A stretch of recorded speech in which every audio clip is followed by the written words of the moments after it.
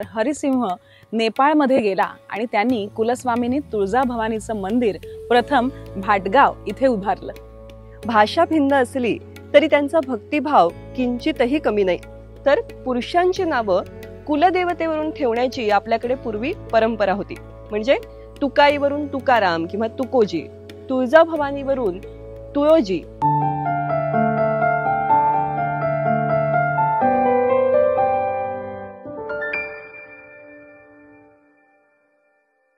नेपाळमध्ये आई तुळजाभवानीचं मंदिर आहे। आश्चर्य वाटलं ना ऐकून? पण ही गोष्ट खरी आहे। महाराष्ट्राची कुलस्वामिनी श्री तुळजाभवानी हिची मंदिरं नेपाळमधील भाटगाव आणि काठमांडू या प्रसिद्ध नगरात आहेत आणि आजही यात्रिकांच्या गर्दीने अगदी गाजत आहेत। हे समजल्यावर प्रत्येक मराठी माणसाला आश्चर्य, आनंद आणि अभिमान वाटल्याशिवाय राहणार नाही। स्थानिक लोक तेथील देवीला तलेजा या नावाने संबोधित असले तरी ती मूळची दक्षिणेतील तुळजाभवानी आहे याचीही तेथील लोकांना जाणीव आहे। तेथील राजकुलांची ती कुलस्वामिनी आहे। ही माहिती आपल्या समोर आणली ती ज्येष्ठ संशोधक रा चिम ढेरे यांनी। खरं तर संशोधन म्हटलं की ते वृक्ष असणार आणि त्याची भाषाही तितकीच जड असणार याची आपली खात्री असते आणि म्हणून आपण असे संशोधनाचे ग्रंथ वाचायलाच जाते। पण राची ढेरे यांचे ग्रंथ मात्र याला अपवाद म्हणायला हवेत। त्यांची प्रसन्न सोपी भाषा आणि मांडणी इतकी प्रभावी असते की आपण कथा किंवा कादंबरी वाचतो आहोत असंच वाटावं। नेपाळच्या तुळजाभवानीविषयी माहिती त्यांनी सांगितली आहे त्यांच्या श्री तुळजाभवानी या ग्रंथामध्ये। चला तर नवरात्रीच्या निमित्ताने देवीचा जागर करत असताना त्यांच्या या संशोधनाची थोडी आणखी ओळख करून घेऊया आणि हो, तुळजापूरचं जुनं नाव काय हेही जाणून घेऊया। संशोधकाला एखाद्या विषयावर संशोधन करावं असं का वाटतं? मला वाटतं कवीला कविता कशी सुचते असाच प्रश्न आहे हा। त्याचं नेमकं उत्तर देणं अवघड आहे। पण नेपाळच्या तुळजाभवानीचा शोध रा चिम ढेरे यांना कसा लागला हे त्यांनी एका ग्रंथात सांगितलं आहे। बडोद्याचे सुविख्यात राजे श्रीमंत सयाजीराव गायकवाड यांचे बंधू श्री संपतराव गायकवाड यांच्या नेपाळचा प्रवास या जुन्या पुस्तकात केलेल्या ओझरत्या उल्लेखातून मला असे मंदिर आहे याचा प्रथम पत्ता लागला आणि मग नेपाळ विषयक संदर्भ साहित्याचा मी शोध घेत राहिलो। 1961च्या प्रारंभी हे घडले असे खरेच असेल का याचा मी अचंबा करत असताना पुण्यात रहिवासी झालेले नेपाळ देशी गृहस्थ चंद्रशेखर उपाध्याय हे मला योगायोगाने जुन्या पुस्तकांच्या कट्ट्यावर भेटले। त्यांनीही नेपाळ तुळजाभवानीची मंदिरं प्रसिद्ध असल्याचं सांगितलं। माझ्या इंद्रायणी या मासिकाच्या पहिल्याच दिवाळी अंकात नेपाळ तुळजाभवानी या शीर्षकाचा एक शोध निबंध काठमांडूतील भवानी मंदिराच्या रंगीत रेखाचित्रांसह प्रसिद्ध केला।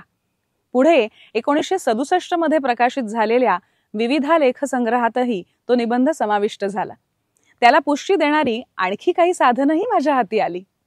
नेपाळमध्ये भाटगाव अर्थात भक्तपूर आणि काठमांडू या दोन नगरांमध्ये तुळजाभवानीची जी मंदिरं आहेत ती आजही भाविक यात्रिकांना आकर्षून घेतात। ती तिथे कुणी उभारली? तेथील राजकुलांची ती कुलस्वामिनी आहे। ते राजे दक्षिणेतल्या कोणत्या घराण्यातले आहेत? त्यांचं दक्षिणेतून थेट नेपाळमध्ये का आणि केव्हा स्थलांतर घडलं? असे अनेक प्रश्न राची ढेरेंच्या मनात होते आणि त्याची हळूहळू उत्तरं मिळत गेली। हे सांगताना ते हेही सहजपणे सांगतात की मी इतर विषयांचा पाठपुरावा करत असताना गेली 4-4.5 दशकं या प्रश्नांचा पाठपुरावा करत राहिलो। म्हणजे 40 वर्ष त्यांनी या विषयासाठी दिली आहेत। एखाद्या संशोधकाकडे किती चिकाटी हवी हे यावरून लक्षात यावं। भाटगाव किंवा भक्तपूर येथील तुळजाभवानीचं मंदिर प्रथम मिथिलेचा राजा हरिसिंहदेव याने इसवी सन 1324 मध्ये उभारलं अशी माहिती नेपाळमधील परंपरेतून मिळते। हरिसिंहाचा प्रधान चंडेश्वर याने आपल्या राजाच्या आज्ञेनुसार इसवी सन 1314 मध्ये नेपाळवर स्वारी केली आणि तिथे हरिसिंहाची सत्ता प्रस्थापित झाली। पुढे इसवी सन 1324 मध्ये दिल्लीचा सुलतान घियासुद्दीन तुघलक याने मिथिलेवर स्वारी केली। त्यावेळी हरिसिंहाने नेपाळचा आश्रय घेतला। हरिसिंहाची कुलस्वामिनी तुळजाभवानी हिने त्याला असा दृष्टांत दिला की नेपाळमध्ये जाऊन तिथे तुझ्या स्वतंत्र राज्याची स्थापना कर। या दृष्टांतानुसार हरिसिंह नेपाळमध्ये गेला आणि त्यांनी कुलस्वामिनी तुळजाभवानीचं मंदिर प्रथम भाटगाव इथे उभारलं। या देवीच्या अलौकिक सामर्थ्याच्या कथा ऐकून तिबेटी लोकांनी तिची मूर्ती चोरून नेण्याचा प्रयत्न केला, परंतु भवानीनेच आपल्या अद्भुत शक्तीने त्यांना परतवून लावलं, अशी एक हकीकत नेपाळी परंपरेत प्रचलित आहे. नकाशावर कुठे तुळजापूर आणि कुठे नेपाळ, पण तुळजाभवानीचा प्रसाद, तिच्या आख्यायिका, शौर्याच्या कथा यांमध्ये कमालीचं साम्य आहे. भारतातही तुळजाभवानी आईचे भक्त सर्वदूर पसरलेले आहेत. तुळजाभवानीच्या भक्ती प्रभावापुरताच विचार करायचा झाला तर महाराष्ट्राच्या निकटवर्ती प्रदेशात म्हणजे आंध्र, कर्नाटक या राज्यांमध्ये तिच्याविषयीचा भक्तिभाव मराठी माणसाच्या भक्तिभावा इतकाच आजही उत्कट आहे. आंध्र कर्नाटकातील हजारो यात्रिक केवळ उत्सव महोत्सवाच्या काळातच नव्हे तर नेहमीच भवानीच्या चरणी आपल्या भक्तिभावनेने नतमस्तक होण्यासाठी तुळजापूरला येत असतात. भाषा भिन्न असली तरी त्यांचा भक्तिभाव किंचितही कमी नाही. दर्शन, पूजन, नवस फेडीसाठी करायचे विधी हे सारं जेवढ्या तन्मयतेने मराठी भाविक करत असतात तेवढ्याच तन्मयतेने तेलुगू, कन्नड भाविकही करत असतात. राचिम ढेरे यांच्याच शब्दात सांगायचं तर आई भवानी जशी महाराष्ट्राची कुलस्वामिनी आहे तशीच भारताची भाग्य भवानी आहे. असाच एक विलक्षण शोध राचिम ढेरे यांना तामिळनाडूमध्ये लागला. तशी ही गोष्ट फार जुनीही नाही, म्हणजे 2005-2006 ची गोष्ट आहे. राचिम ढेरे चेन्नई अर्थात मद्रासला गेलेले असताना त्यांना स्थानिक लोकांनी सांगितलं की येथील काली मंदिरात छत्रपती शिवाजी महाराज आवर्जून गेले होते आणि तेथे त्यांनी आपल्या कुलस्वामिनीचे म्हणजेच आई भवानीचे रूप तेथील काली मंदिरातही पाहिले आणि श्रद्धेने पूजले. छत्रपती शिवाजी महाराजांच्या दक्षिण दिग्विजयाची त्यांना आठवण झाली व याचा आणखी मागोवा घेण्याचं त्यांनी ठरवलं. ऐकून आश्चर्य वाटेल, पण खरोखरच तेथील काली मंदिरात आजही छत्रपती शिवाजी महाराजांची एक अश्वारूढ प्रतिमा लावण्यात आली आहे. तेथील माहिती पुस्तकातही या घटनेची नोंद आहे. तरीही ही केवळ सांगोवागीची कथा नाही ना, याची खात्री करून घेण्यासाठी त्यांनी आणखी शोध घेतला आणि त्यांना अनेक पुराव्यांनी खात्रीही पटली. याच ग्रंथातील आणखी एक नोंद पाहूया. 14व्या-15व्या शतकात लिहिलेल्या एका संस्कृत ग्रंथाची आनंद रामायणाची माहिती सुद्धा ढेरे यांनी या ग्रंथात दिली आहे. या ग्रंथाचा कर्ता कोण हे ठाऊक नाही, पण त्याच्या शैलीवरून तो महाराष्ट्रातला असावा किंबहुना मराठी भाषिक असावा असं म्हणायला वावे. असं कशावरून म्हणता येतं तर त्याचा हा गमतीशीर पुरावा बघा. या ग्रंथामध्ये त्याने महाराष्ट्रातल्या अनेक तीर्थक्षेत्रांची माहिती सांगितली आणि तो रामोपासक आहे, त्यामुळे रामाविषयीच्या अनेक कथा ज्या तीर्थक्षेत्रांशी जोडल्या गेल्यात त्या त्याला ठाऊक आहेत आणि त्यांनी आवर्जून त्यांचा समावेश आपल्या ग्रंथामध्ये केला. तर गोदाकाठी 2 गावं आहेत, नेऊरगाव आणि चपळगाव. आता या गावांच्या नावांची उत्पत्ती तो कशी सांगतो? तो त्या नावांना रामकथेशी जोडतो. रामाने जेव्हा कांचन मृगावरती सोन्याच्या हरणावरती बाण रोखला तेव्हा ते कांचन मृग सैरावैरा धावू लागलं. आता ते सोन्याचं हरिण दैवी होतं ना, त्यामुळे त्याच्या पायात नुपूरही होते आणि ते गळून पडले. ते गाव म्हणजे नुपूरगाव म्हणजेच नेऊरगाव आणि तो हरिण चपळतेने धावला म्हणून चपळगाव अर्थात संस्कृत नाव चपलग्राम. त्यांनी या लोककथा आपल्या आजूबाजूला ऐकल्यात आणि म्हणून त्या ग्रंथामध्ये नोंदवल्यात. तुळजापूर क्षेत्रावरती त्याची विशेष श्रद्धा होती. तुळजापूरशी निगडीत अशीच एक लोककथा त्याने आनंद रामायणामध्ये सांगितली आहे. तुळजापूरला तुळजापूर हे नाव का पडलं याविषयीची एक कथा सांगितली जाते.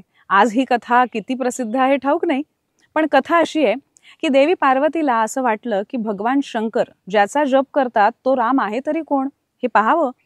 त्यावेळेस सीता विरह झाल्यामुळे राम दुःखी होऊन वनात हिंडत होता. त्याला तसं हिंडताना पाहून तिला वाटलं की हा तर अगदीच सर्वसामान्य पुरुष आहे. त्याची परीक्षा घेण्यासाठी ती सीतेच्या रूपात त्याच्या समोर आली. तेव्हा तू का आली या अर्थाने त्याने तुकाई असे शब्द उच्चारले. त्याचे खरे सामर्थ्य तिच्या लक्षात आले आणि ती लज्जित झाली. ते त्वम लज्जापूर म्हणजेच तुळजापूर. गंमत म्हणजे हीच कथा एकनाथ महाराज, रामदास स्वामी आणि कवी श्रीधर यांनी आपापल्या ग्रंथातून सांगितलेली आहे. म्हणजे ती निश्चितच खूप प्रसिद्ध असली पाहिजे. आणि ती इतकी मोलाची का? कारण इथेच जगदंबेने रामाला वर दिला, ती राम वरदायिनी ठरली.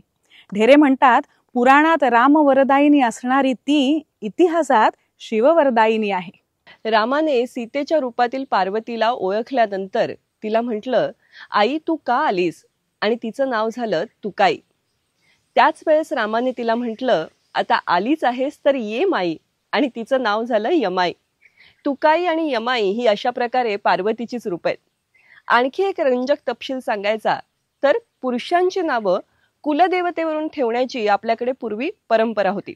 म्हणजे तुकाईवरून तुकाराम किंवा तुकोजी, तुळजाभवानीवरून तुळोजी किंवा यमाईवरून यमाजी आणि भवानीवरून भवानराव. राचिम ढेरे यांनी असेही दाखवून दिले आहे की संत एकनाथ महाराजांची कुलदेवता एकविराई आणि तिच्या नावावरूनच त्यांचं नाव एकनाथ ठेवलं गेलं असावं. एकनाथ महाराज म्हणतात, आता बंधू कुलदेवता एकाएकी एकनाथा, ते एकी वाचून सर्वथा आणिक कथा करू नेदी. अशा या ग्रंथामध्ये कितीतरी रंजक गोष्टी सांगितलेल्या आहेत. देवीच्या संदर्भात ढेरे यांनी लिहिलेले लज्जागौरी, आनंदनायकी आणि करवीर निवासिनी महालक्ष्मी यासारखे ग्रंथही फार मोलाचे आहेत. नवरात्री उत्सवात आपण देवीची स्तोत्रे म्हणतो, दुर्गा सप्तशतीचा पाठ करतो, पण त्याचबरोबर तिच्याविषयीचे हे असे संशोधनपर ग्रंथ सुद्धा आपण वाचायचा प्रयत्न करायला हवा, नाही का? तुम्हाला जर हे पुस्तक वाचायचं असेल तर त्याचे संकेत दुवे आम्ही खाली दिलेले आहेत. असेच वेगवेगळे विषय पाहण्यासाठी इनक्रेडिबल मराठीचे भाग बघत राहा. अजूनही जर तुम्ही सबस्क्राईब केलं नसेल, म्हणजे आमचे सभासद झाला नसाल, तर नक्की व्हा आणि इतरही भाग बघा. मधुरा वेलणकर साटम ही माझी यूट्यूब वाहिनी, हिला पसंती द्या, तिचा प्रसार करा आणि तिचे सभासद व्हा. अर्थात लाईक, शेअर आणि सबस्क्राईब करा आणि बेल आयकॉनवर क्लिक करायला विसरू नका, म्हणजे पुढचा भाग आल्यावर तुम्हाला लगेच पाहता येईल. भेटूया पुढच्या भागामध्ये. तोपर्यंत धन्यवाद.